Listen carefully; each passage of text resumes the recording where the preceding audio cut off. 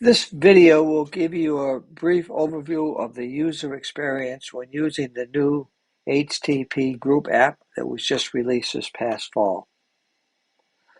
So you see I've logged in. First thing I do once I log in, I'm going to go to Connections. And you can see that I've enabled the Hornet USB stick that's toggled on. If I was using the older WASP device, then I would not have that toggled on. But since I'm using the USB stick Hornet, then I'm going to have it toggled on.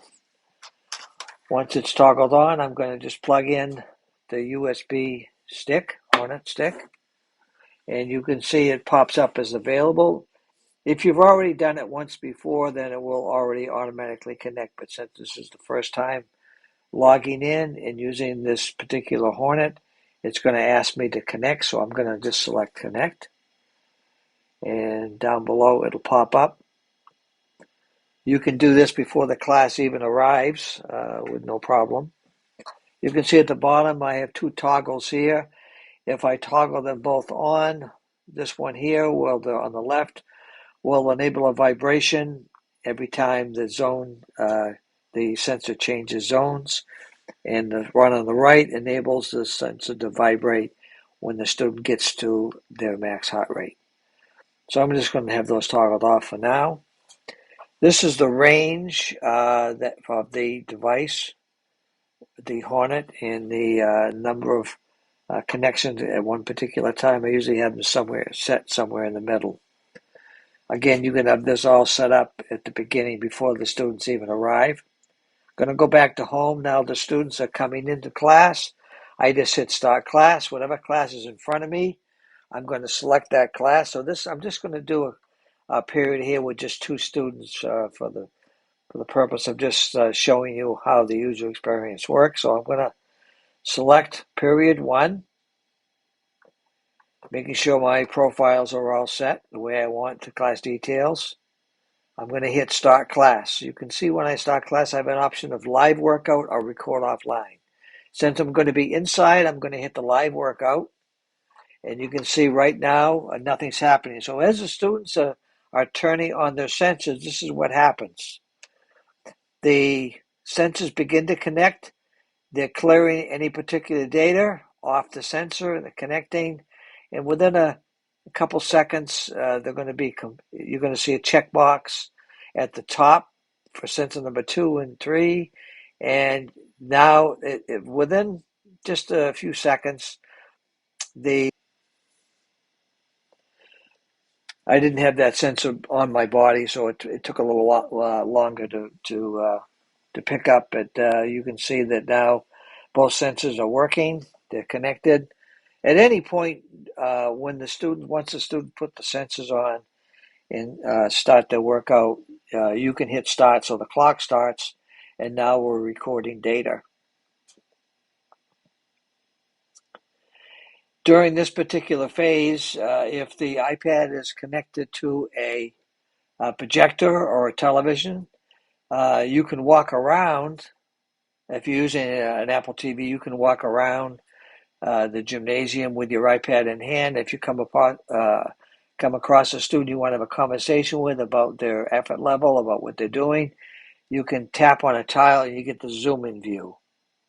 The zoom-in view will show you what the max heart rate is. You can see that this particular student, the max heart rate is set at 150, and as a result of that, these are the 5 zones in the colors. So I could have a conversation with a student. This particular zoom-in view does not show on the display. It only shows on your iPad, so it's still private. And you can also see the sensor number that the student is using. And you also have 2 other views here. This view here, it gives you more different information, gives you points and calories. You can run a recovery if you want to.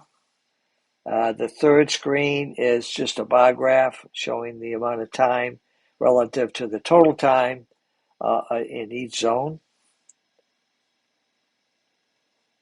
So it's this first screen here gives you the max heart rate at the present time. as well as the clock is going to run if they're in green or above. That's 60% of max. 60 to 70 is green. 70 to 80 is yellow, and orange is 80 to 90, and red is 90 to 100.